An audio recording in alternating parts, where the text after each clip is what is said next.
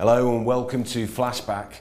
My name's Christie, and this time I don't have to venture too far back in time. We go back to the 13th of April 2007, 7 years ago, and Calzaghey had just beaten Peter Manfredo in 3 rounds in what was deemed by many observers and us at Boxing News as a premature stoppage. Calzaghey at this point in his career was fresh off a win over Pacquiao. Before that came the career-defining victory over Jeff Lacey. And we really wondered what was next for Calzaghey after this victory. And of course, what came was those 3 wonderful performances that he signed off with. Mikkel Kessler, Bernard Hopkins and Roy Jones Jr.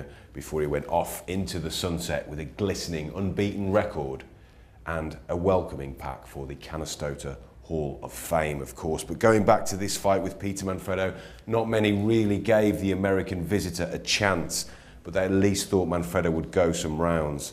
And referee Terry O'Connor took a lot of stick. He was behind the action, and he could see Calzaghey's hands typically moving very, very quickly, typically flapping about.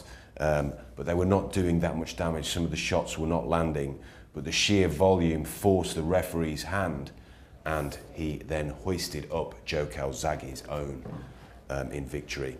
Controversial, but hindsight suggests that had the fight gone on a few more rounds, really, Manfredo wouldn't have gone on to cause the upset.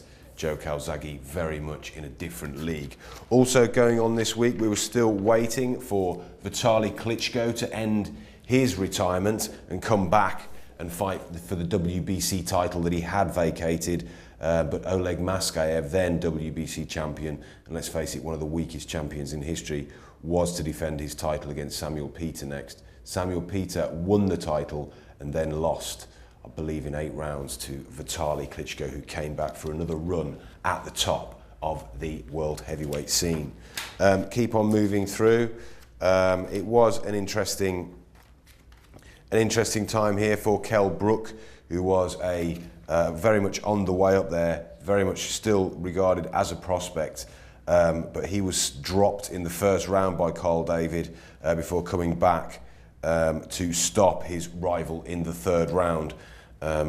Very much a blip there rather than a tale of things to come. Picture of Gavin Rees here with hair, which is interesting. He won his 6-rounder on that bill that Daniel Herbert was there for.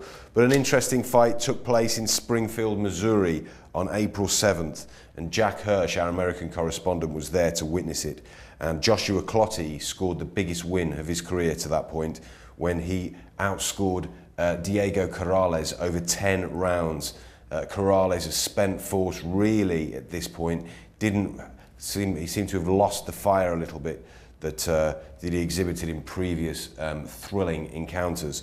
But of course this would be quite a sad bout really, because this was Diego Corrales' final fight before he died in a motorcycle accident. Clottey would go on to challenge Manny Pacquiao. Ultimately, he also gave Miguel Cotto a hell of a fight. Clottey, though, would also almost disappear from the world scene, only recently come back as a light middleweight in the last few months.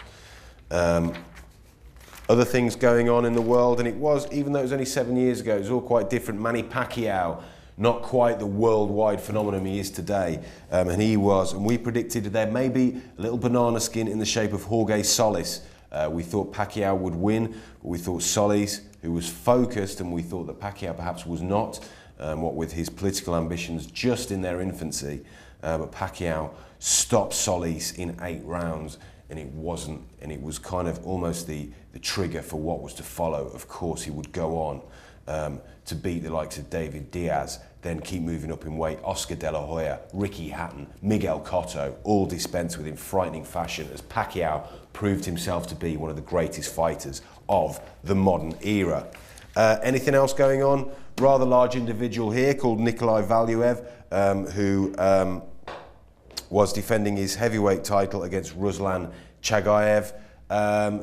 Wasn't a great fight, not a great spectacle. Valuev, certainly an obscure human being to look at, but not an enthralling competitor to watch. And he retained his title in 12 rounds. and Nikolai Valuev would lose his title to Ruslan Chagaev in a forgettable bout.